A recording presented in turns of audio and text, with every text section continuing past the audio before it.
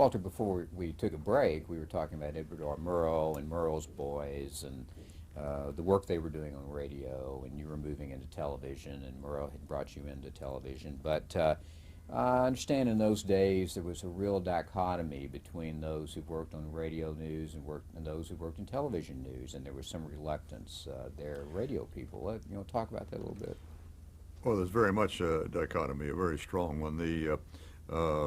The radio people, and that included Murrow's Boys. Those were the people he'd hired during World War II, the Charles Collingwoods and the Ned Calmers and the Eric Severides, etc.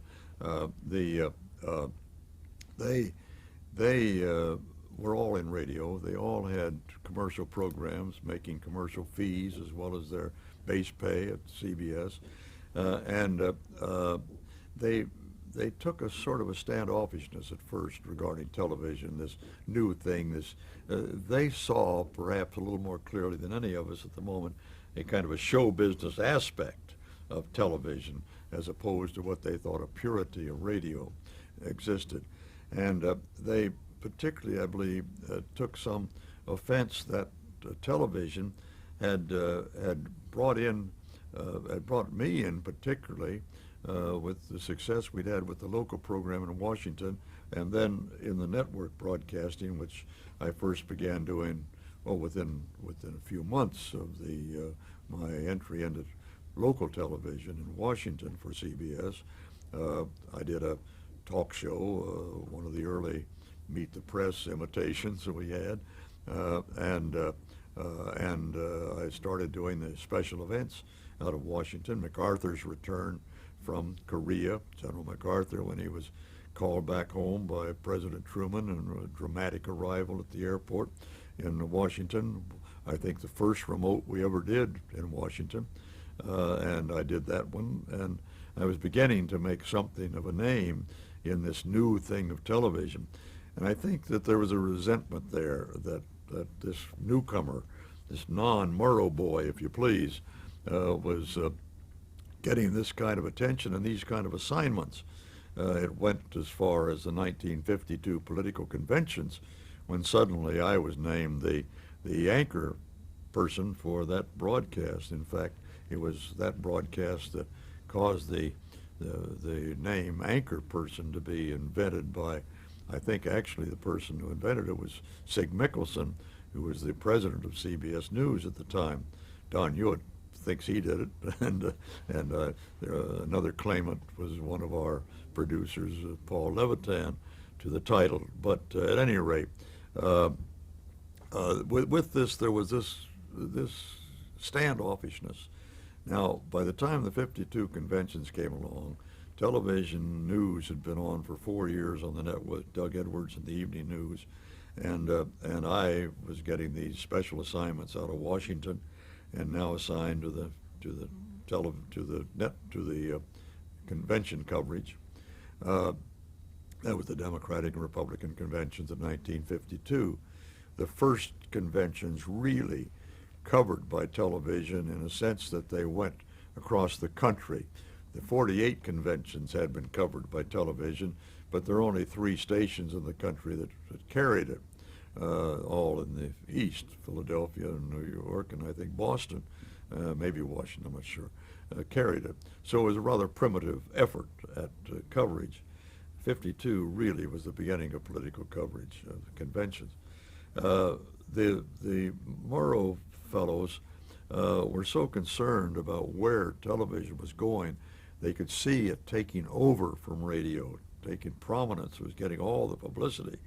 And there was a famous meeting that they all attended in Murrow's office by demand on their part, I think, from Washington and New York, and around the world they assembled and had this meeting about where their future lay for each of them with television coming along. And they were complaining about the fact that collar ad boys would take over television news, and the loudest complainant was the handsomest of them all, Eric Severide. Well, he had to run a race with Charles Collingwood for the most handsome, I suppose. But here was Severide, who made this first use of the phrase, what we're going to see is these collar ad guys on television, and us news people aren't going to have any chance at it. Well, this man was so handsome, he suggest collar ad people. It was a little ridiculous. But at any rate, there was this resentment. It dissipated, perhaps not the resentment dissipated, but their acknowledgement that television was an important new field into which they should become involved became the new mantra for them. The 52 conventions had a lot to do with that.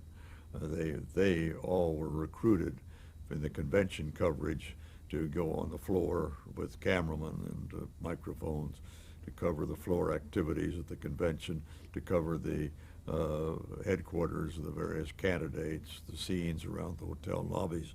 I was the anchor, but they had new roles to play. They realized what it was like to be recognized by their audience for the first time. There's a wonderful story that you'll find in my book, A Reporter's Life. You can get it at your local bookstore. Of Eric Severide at that 52 convention, the first convention, and he was coming back to our booth, which was high up on the third floor under the rafters of the International Amphitheater in Chicago, out in the stockyards, and he was approached by a lady in the hall who stopped him and said, "Oh, I recognize you. You're Eric Severide. Oh, my family has listened to you for years. We love you, Mr. Severide, and to see you on television and now in the hall here. Oh, Mr. Could you do something for me?" And Eric already was modestly digging his toe in the dirt at the convention hall and began reaching for his pen to give her an autograph. And she said, "Mr. Severide, my little boy was the Boy Scout who gave the oath of allegiance today at the opening session of the convention. And he went in the men's room 10 minutes ago and hasn't come out. Could you go in and see if he's all right?" Severide immediately learned all of the advantages and disadvantages of being recognized. Well, let me ask you, Walter, did you have any of these doubts that Murrow's people had about television yourself? No, I didn't. I didn't have any reason to. I didn't have any radio programs I was missing by being on television, and I was enjoying it immensely. It was a chance to pioneer these things. We did a lot of little pioneer things on the local program down there and in Washington, and really inventing the convention coverage was a marvelous experiment in news collection and distribution by this new medium. What were some of the things that you were appointed, as you said, you were asked to do the anchor role in the 1952 conventions. What were some of the challenges that you had in this new role? Do you recall? I mean, what were some of the new things that you had to do? Well, the principal challenge, of course, was to be on the air for hours and hours on end, and we were there for the whole time, gavel to gavel coverage, of course, and the conventions went on forever those years. They hadn't yet tidied them up for television. They were the genuine event, as they had been for 100 years in this country, more than 100 years. They immediately lost that character as the political parties took over and tried to clean them up for television. But those 52 conventions were pure conventions, and a lot of confusion, chaos on the floor. The chairs they used were independent, those kind of picnic chairs that you have, so that as the day wore on, they got jumbled up and all over the floor.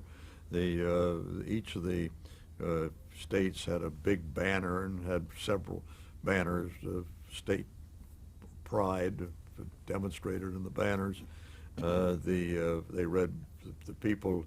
There wasn't very well air conditioned in the hall. They removed their coats, and most of them were men. They sat there in their suspenders, their ties undone, read the newspaper, a lot of them, through a lot of the proceedings, shouted back and forth, demonstrations on the floor, at the podium.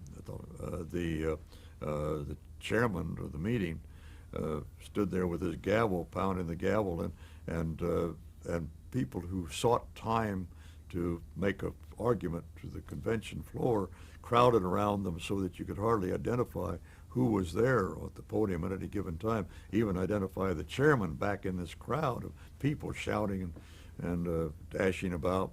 There was genuine argument on the floor, genuine debate over the credentials of those who were going to be admitted to the voting from each state. There was usually a challenge of one or two members of the delegation. That went to the floor for debate and had to be voted on. The platform was debated actually on the floor of the convention. All of that's been swept away from the public's view now and takes place off camera somewhere, so that the conventions don't have much meaning anymore. But there they had real meaning. It was a real civics lesson. You really saw the pressures being brought by various interests and various commercial interests, various agricultural interests, domestic interests of one kind or another, region by region, state by state, pulling and hauling to get this party to do what they wanted it to do in going to the electorate. And the selection of the candidate for the presidency and the candidate for the vice presidency was a wide open thing on the floor. The ballots at that time were going to determine who would be the candidate, and votes were changed actually on the floor at the time. That each delegation argued among themselves about how their votes would go, and it was a very exciting, marvelously exciting story, and a story to be interpreted. We had to know why New Mexico passed on the first ballot and was going to cast their vote at the end of the balloting, because they were arguing, and we had to know why they were arguing about how they were going to cast their state vote. And how would you do that? Well, we had our floor reporters out there, but we also, besides the floor reporters who were trying to get down in the New Mexico delegation to find out what was happening, who would report back actually on camera. And when they reported on camera, in that case, they had a fairly big microphone with them. They had big backpacks that they carried with the electronic equipment for the microphone. And actually, because the radio transmitters for those backpacks were long antennae, the people bumped into and interrupted the transmission. They had been given, CBS had originated our engineers, and I think the others copied it, but it may be the other way around. Anyway, they had little beanies they wore. The correspondent wore these little beanies with a big long antenna up there with a little plastic disc around it so it wouldn't touch anybody. And with the pack on their back and their headset, their microphone, they looked all in the world like men from Mars. They looked pretty silly, to tell you the truth, but it was effective. They were photographed not by miniature cameras on the floor, but by cameras up in the balcony with long lenses, so that was a distorted picture actually as well. But it all made for the excitement of the event. We also learned what was going on through the wires. We had the United Press and the AP wires in our control booth, control area. And you had assistants. And one of the secrets, one of the developments we had to create was how I would get all this information while on air. And what we did, we put a editor on one side of me who handled incoming news material from our own correspondents who didn't get on air but were calling in material from the press wires. And this was a young lady named Levin who was very good. And she was on one side, and she would clip news wires and write up at the top of them what it was about, the basic subject, and pile them up on my desk so that I could grab them and read them when I had a moment and absorb that in my mind, ready to pour that into my knowledge of what was going on. And on my other side, I had a communications consultant, a fellow named Neil Strasser, who was in touch with the control room, and he passed me a little notes of where we should go next. So I had this information coming to me from either side, and that we developed actually on the first day of the convention, after we had thought that I would get all this information by my earphones. But I found that getting the information from the earphones, I couldn't listen to what was going on at the podium. It turned out that the anchor person, if permitted to be permitted to do so, if he isn't or she isn't bothered by a lot of incoming information, is the only person who really knows what's going on at a convention. None of the people are telling you what you should be covering. No, the producers, the directors, associate producers, people on the floor very rarely can be of much help to you in what's going on, because they're not paying attention to what's going on. The director and producer are paying attention to where they're going to go next. They're watching a great bank of pictures up there, brought to all the cameras we've got around town and on the floor and elsewhere, and they're looking at those and deciding where they want to go next for a pictorial storyline, but not the textual storyline. And this was the greatest argument that I had right up to the time of my last convention in '88. Was that kind of situation. '82 was actually my last big convention, but or 80. 80, yeah, 80.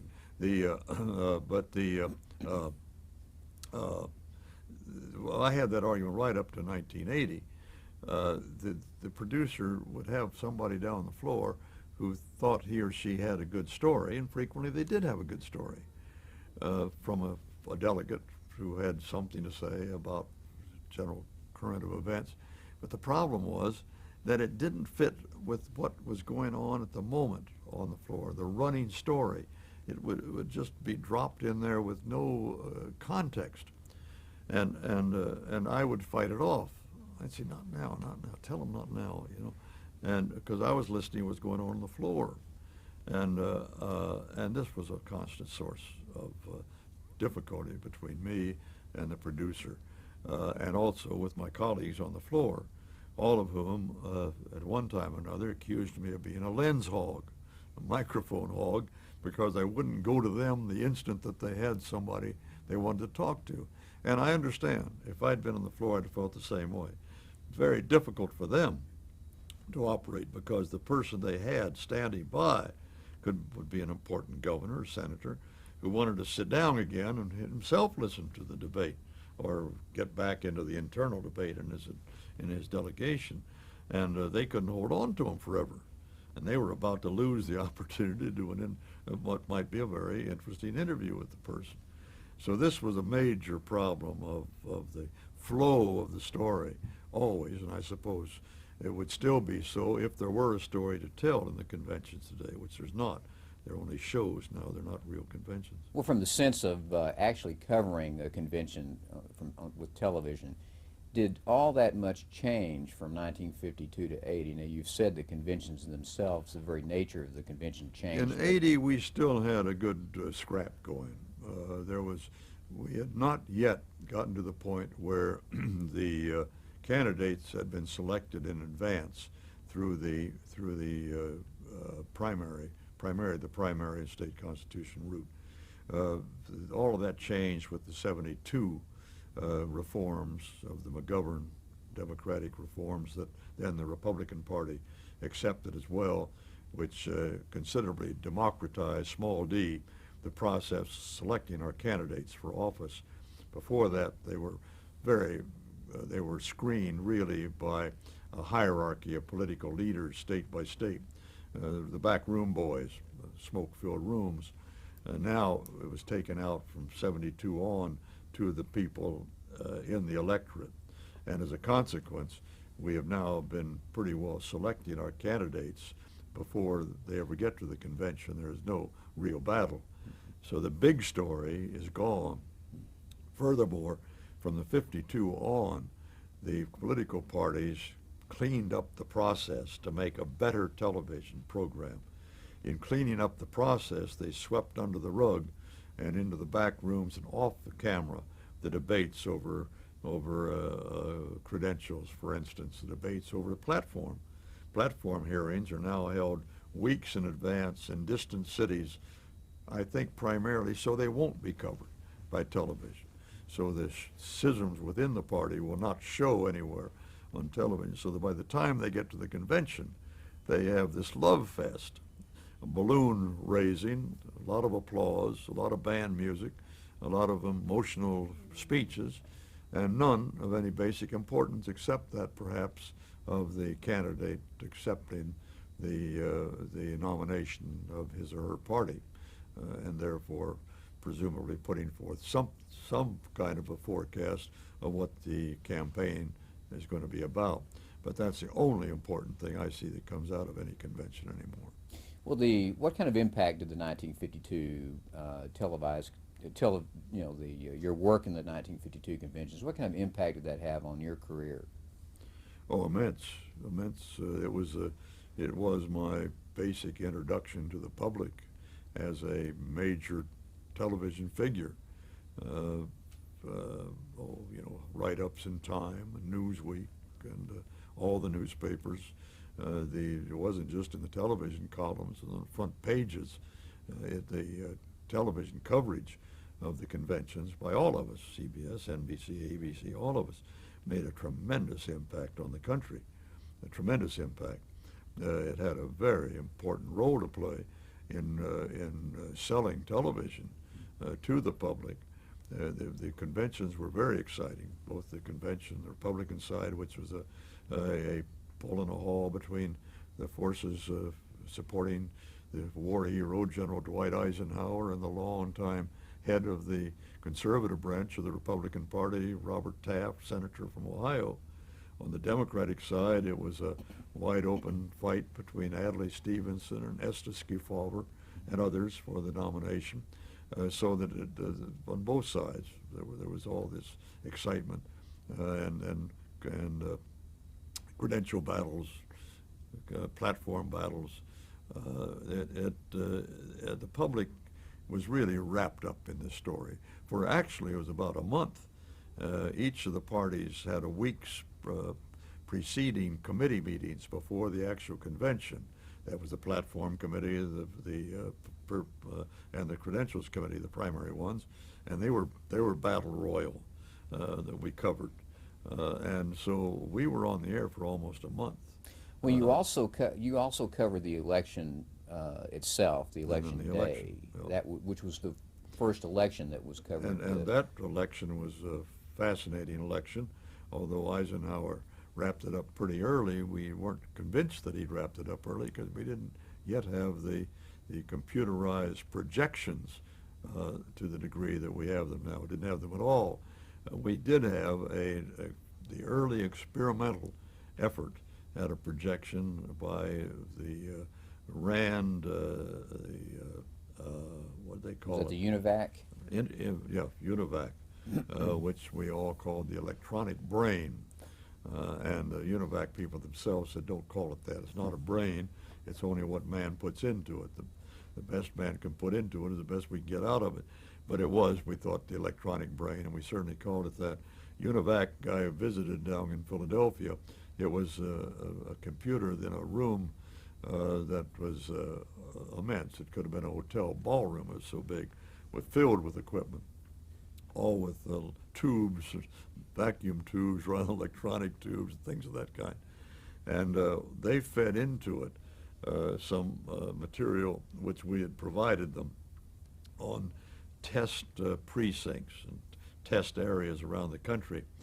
But the prediction that they were coming out with was going to be on the basis of, and was on the basis of odds that Eisenhower, their first read, for instance, and Charles Collingwood was handling the UNIVAC desk.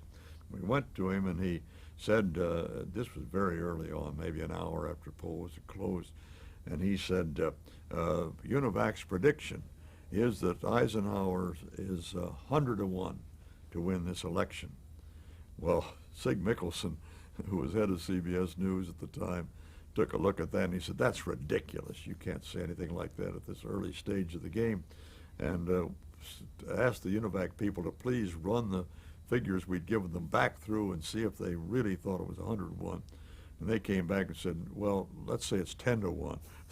Well, of course, you could have said it was 1,000,000-1. If you believed he was going to win at all, you might as well have said 1,000,000-1.